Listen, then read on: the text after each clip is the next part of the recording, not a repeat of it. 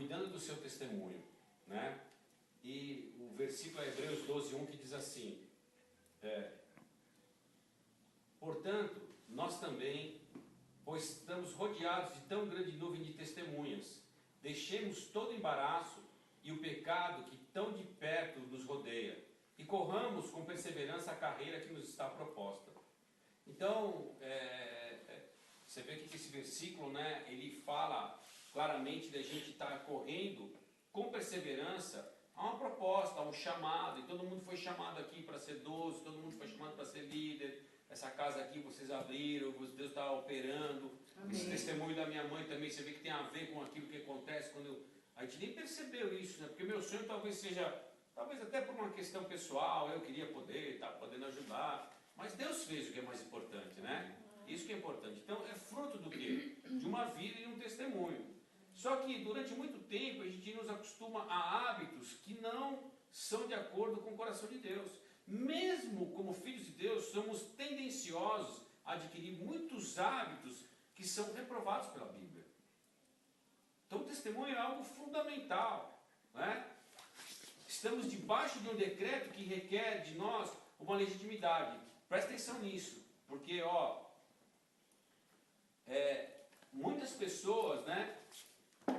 Eu quero dizer uma coisa, caráter, tem muita gente de bom caráter que não está na igreja. Agora, para quem é crente, é quase que uma obrigação. É isso que a gente tem esse entendimento, né? Não pode ter um peso. Eu sei que a misericórdia de Deus é sobre as nossas vidas, mas é uma coisa que a gente tem que ter uma seriedade com relação a essas coisas. Não dá para brincar com o pecado. O pecado, o diabo diz que ele está aí ao nosso derredor, querendo, né? Bramando e rugindo, procurando uma brecha. O pecado, tem um outro versículo que eu gosto muito, que ele fala que ele quer tenazmente nos agarrar. Né? O que é tenaz? É uma coisa que quer te grudar. Então por isso que às vezes é tão difícil a gente se livrar do pecado, porque são hábitos. E a gente até brinca muitas vezes quando ministra, né, que fala que tem o crente Gabriela, né, que acha que ser autêntico, mas, peraí, você não tem que ser autêntico, assumir que você tem um defeito, beleza, você tem que assumir para mudar. Então, o testemunho nos leva a qualquer conquista. O testemunho, mesmo que você não seja uma pessoa que tem experiência numa área, se você tem um testemunho, uma vida irrepreensível, seu testemunho te respalda para que você vá e conquiste. Né? Isso é uma verdade espiritual. Mas se você quer dar um testemunho e a sua vida é o contrário, aí é complicado. É o que eu sempre também falo, que eu gosto de dizer que o Fred que você vê ministrando na igreja, bonitinho, de terninho e tal, é o mesmo que está na casa dele, com a minha família, como vocês têm me conhecido, vocês que são meus discípulos mais próximos. Isso é fundamental, porque a gente não pode ver uma hipocrisia. Os fatores determinantes do comportamento nos levarão a entender que nós, por sermos homens e mulheres que interagem na sociedade, seres sociáveis, por obrigatoriedade temos que dar um bom testemunho. A sociedade está olhando para nós, a vida está olhando para nós. Por isso que quando um crente pisa na bola, está vendo? A gente não pode pisar, ainda mais pastor. Você vê a imprensa, ela é cruel. Coitado desse Marco Feliciano, quantas coisas distorcidas falaram desse pastor. Né? E hoje em dia você pega um trecho de uma pregação, o cara pega só aquela coisa cortada, e é uma mentira. Então ele tem que cuidar realmente, e tem realmente o fato também de pessoas darem mau testemunho na igreja. Isso é inegável nos dias de hoje. Existem também. Então ninguém precisa ser crente para ter um bom caráter, mas se é crente, tem que batalhar, tem que obrigatoriamente, mais do que nunca, batalhar para ter um bom caráter. Você tem o caráter de Cristo, você tem a mente de Cristo. O que vai mostrar quem somos é o testemunho. Não adianta você falar isso ou aquilo, é a tua vida que vai falar por você. Não é a gente falar, é a tua prática de vida que vai falar mais alto, né? Aquele velho ditado, vale muito mais uma atitude do que muitas palavras. Então a atitude fala mais do que as palavras. Né? Porque a atitude fala de testemunho. Eu vou te ajudar, vou lá, Leandrão, que nem eu estava incomodado essa semana de ter que fazer uma visita para o Flávio, né, o outro Flávio da Karina, que estava uma semana no hospital, e realmente uma semana corrida, com o aniversário da Fátima, com o meu dia a dia super agitado, e eu me comprometi, eu falei, não, essa semana eu vou, e pum, chegou e fui, graças a Deus dá para cumprir, eu tenho, não quero ficar devedor a ninguém, orei por ele, abençoei ele, né, e é um discípulo que está desgarradão, está voltando aí no processo, então não podia deixar de estar cumprindo por precisa ela. mais. Hã? Que precisa mais.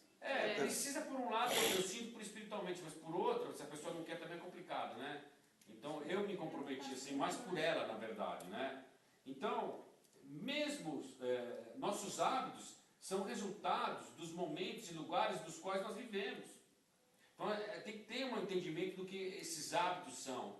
Porque tem muita crente aí que é o fogo, né? Está na igreja, cantinho nega, sapatinho de fogo, e é chamado crente camaleão, né? Uma hora fica quebrantado, uma hora fica... Então, mas o homem de Deus mesmo, que tem um bom testemunho, a unção respalda a vida dele, é aonde ele vai, aquela unção na vida dele. Os grandes homens de Deus, por isso quando você está na presença assim, do apóstolo René, do próprio apóstolo Fábio, é impressionante, sabe? A gente se esforça para ir para receber eles no aeroporto, para tirar do aeroporto, para ir até o Caesar Park, que é do lado, que é ridículo, se você for pensar, ele não precisa que você faça esse transporte. Mas é uma oportunidade de estar vivendo aqui, porque realmente essas pessoas, como diz assim, elas são pessoas que não negociam o chamado. São pessoas que não são irrepreensíveis, procuram, lógico que tem defeitos, mas procuram ter uma vida de irrepreensibilidade, e o que acontece? A glória de Deus respalda ele. Eu gosto muito, né, daquela canção da pastora Ludmila, que diz que a tua unção nos respalda. E a unção vai respaldar aquele que tem um testemunho, não aquele que tem um diálogo, não aquele que tem blá blá blá, de blá blá blá, o mundo está cheio. Aliás, o mundo até me incomoda no nosso blog, né, que eu não queria um blog de blá blá blá, de marqueteiro. Eu queria um blog de testemunho, de vida, de verdade, como a gente tem falado. Você é um ser único nesse planeta. Não existe na Terra ninguém igual a você. Dentro de nós há uma semente irrepreensível de nós. Eu vou ler um texto aqui de Pedro que é muito lindo, que não se corrompe. Apesar de nós termos uma natureza pecadora, como Davi diz aqui no Salmo 51, em pecado fui formado, em pecado me concebeu minha mãe. Isso está falando de uma natureza biológica, do pecado adâmico, que você tem lá da origem da natureza do pecado, tanto que Paulo fala, todos pecaram e fomos destituídos da glória de Deus. Porém, a partir do momento que você aceita Jesus, é uma semente irrepreensível, é uma semente que é incorrompível, é uma semente pura, incorruptível, né? Uma semente santa, que nós temos dentro de nós, por isso que nós temos a mente de Cristo. Cristo é irrepreensível, Jesus foi 100% santo, então nós temos essa semente dentro de nós, que temos que batalhar, adubar, para que ela dê fruto, e consequentemente nós tenhamos uma vida que respalde isso.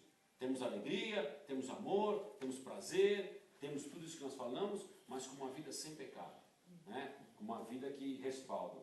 Há uma herança biológica com uma natureza forçosamente pecaminosa, né? Que é essa que eu acabei de ler para vocês aqui. Mas essa natureza não será determinante na vida de quem nasceu de novo. Ela não é, você não pode falar, é o pecado adâmico, é o pecado adâmico. Peraí, ela não é determinante na tua vida. Você até nasceu assim, todos nascemos assim. Porém, existe uma segunda natureza, a espiritual. Você tem a mente de Cristo, fomos gerados por uma semente incorruptível, que não nos deixa corrompidos, nem permite que nos corrompamos. Não há nenhuma condenação para quem está em Cristo Jesus. Amém. Diz a palavra Romanos 8, capítulo 8, versículo 1. Olha que tremendo, não há condenação.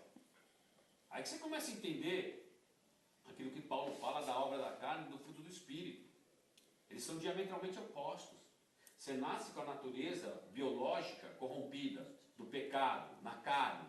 Porém tem uma semente que começa a brotar na tua vida. Que você precisa, por isso andemos no Espírito, Paulo fala.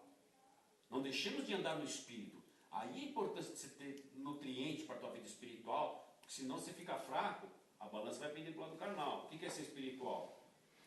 Você fazer a parte espiritual prevalecer sobre a parte carnal, e assim você atrai a glória de Deus, a presença de Deus, você tem força, você tem convicção. Você começa a ver um testemunho como esse da minha mãe e fala, puxa vida, então vale a pena servir. Ele fez. O importante é que meus pais estão sendo supridos, eles nem têm entendimento disso, né? Mas nós temos entendimento disso. Nós temos a revelação. Você vê de um testemunho, a parte trouxe a revelação que foi maravilhosa. Eu não tinha me ligado nisso. A gente tinha até comentado já quando começou a primeira fase. Se não fosse Maria, é intercessor, é o pastor, eu sou por tua vida. Ok? Então a nossa natureza original não é pecaminosa, porque ela é espiritual. O original veio antes do espiritual. Ela é herdada no Espírito, é a mente de Cristo. É como se voltássemos à origem, e a nossa origem fosse boa em nós mesmos. A nossa origem em Deus é boa. É bom isso, queridos, porque muitas vezes a gente fala, as pessoas ficam, não, no pecado, e tal. Ó, não tem pecado que não seja dominado. Deus, quando faz o confronto com Caim, ele fala para ele, não há pecado, que ele já sabia, ele já intentou, ele já sabia o que Caim ia cometer. Deus, na sua onisciência, já sabia o que ia acontecer. Ele fala, por que você está com o semblante descaído? Discípulo com cara de maracujá azedo que já tem pecado atrás. Você pode ir atrás que tem coisa lá. Pode puxar que tem alguma coisa. E Deus sabia, fez o confronto nele. E tem um versículo que eu acho marcante, que eu guardo como uma revelação, não é nem revelação, é literal quase, que fala o pecado que está sobre você, cabe a você dominá-lo. Então não tem pecado que você não possa dominar. Pastor, não aguentei, caí. Tá bom, se arrepende e não peque mais. Caí de novo, porque isso é um mau caráter. Falta de vergonha na cara. Não é porque ele é maior, porque você não está realmente se arrependendo, porque você não está realmente buscando para mudar. Né? Quem quiser muda e Deus vem, abençoa e te dá respaldo, te dá unção. Não para você viver, não, você tratar com naturalidade. Como eu falo hoje, naturalmente, de drogas e de uma série de outras coisas. Que Deus retirou da minha vida, eu falo que não tenho tremedeira, pode falar do meu lado, me dá nojo, né? Encher a cara também, vou ter nojo disso. Não preciso disso mais para nada na minha vida, entendeu? Porque isso não vai me respaldar, porque Deus me deu essa libertação, essa semente incorruptível, que eu não preciso mais dessas coisas para mim. Amém? Amém. A nossa origem é de Deus, é boa.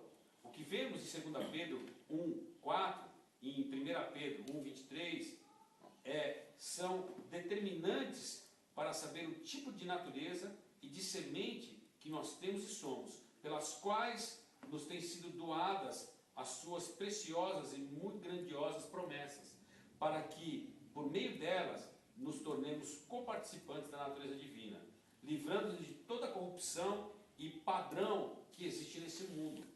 A natureza divina que está em nós nos arranca o desejo mundano. É uma luta, quando você permite, que a natureza divina venha sobre a tua vida, ela vai arrancar todo o mundanismo. Como eu testemunhei agora, sinceramente, queridos,